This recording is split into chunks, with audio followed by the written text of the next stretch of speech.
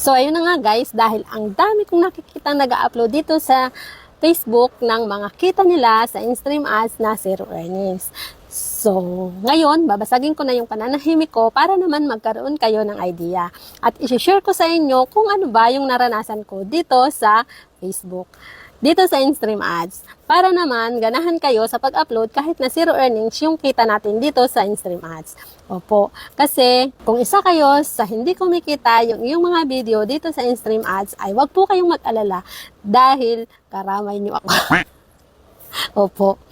Ako din ay zero earnings yung in-stream ads ko buhat ng pumasok yung May. Ang last na payout ko dito sa in-stream ads ay noong April ay kumita pa ako. Pero nitong May ay hindi na ako nagkaroon ng earnings. So, syempre, kung napansin nyo, madalang na akong mag-upload dito sa in-stream ads kasi nga, parang nawala na ako ng gana. Nawala na ako ng ganang mag-upload kasi nga, di ba, sa haba ng video natin, tapos bibigyan lang tayo ng zero earnings, so di ba, nakakalata, nakakawalang gana. Pero, nung magbakasyon nga kami dito sa Macau, at dito, marami kang pwedeng i-video or gawing content, kaya naman, nagsubok ulit ako na mag-upload ng mga video dito sa in-stream ads. Ang inisip ko na lang talaga na mag-enjoy na lang sa pag-upload. Kung ano lang yung makita ko at i-upload ko, ganun na lang. Hindi na ako umaasa na magkaroon pa talaga ng earnings dito. Kasi nga, sa totoo lang, growth actress yung ating account, not recommendable. Kaya hindi talaga ito napapanood ng maraming tao. Kaya kung napansin nyo, konti lang talaga yung viewers ng ating mga video. So, ayun, nag-enjoy lang tayo sa pag-upload. Kaya, sa mga zero earnings dyan, ay ito, ibibigay ko sa inyong tip. Diba, zero earnings din yung kita ko sa in-stream ads. So, nag-upload nitong May, nung mapunta nga kami dito, nakabakasyon kami. So, marami tayong pwedeng gawing video. Ang ginawa ko, nag-upload lang ako na nag-upload. So, ngayon, nagulat ako, guys, kasi nagkaroon tayo ng payout. O, diba? Zero earnings, pero may payout. So, sa mga nawawalan ng pag-asa dyan at nawawalan ng ganang mag-upload dito sa in-stream ads ay huwag kayong mawala ng pag-asa. Ituloy nyo lang yung pag-upload nyo, yung paggawa nyo ng mga video kasi maaaring glitch lang tong nangyayari dito sa Facebook. Kasi ako, akala ko nga hindi na talaga ako sasahod. Kasi nga zero earnings, ano sasahurin ko?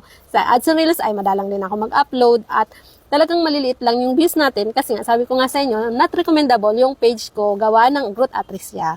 So, ang inaasahan ko talaga, hindi ako kikita.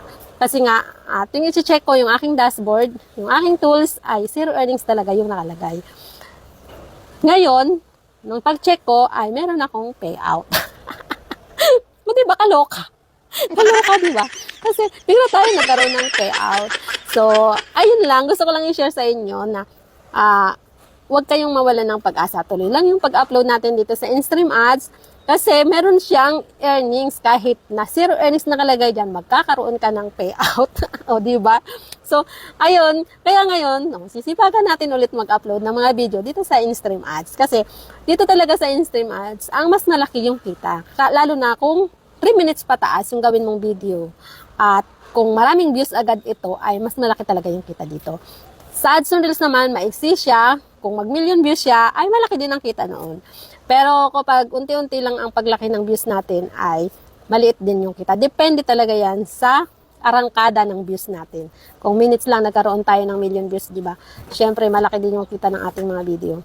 Ganun talaga. Kaya, ayan, ano pang ginagawa mo? Kahit zero earnings yung iyong mga video dito sa in-stream ads, ay tuloy lang sa pag-upload, wag tayong mawala ng pag-asa kasi kikita at kikita pa rin yung mga video na yan. Kamukha nung nangyari sa aking in-stream ads na zero earnings siya pero may payout. O, diba?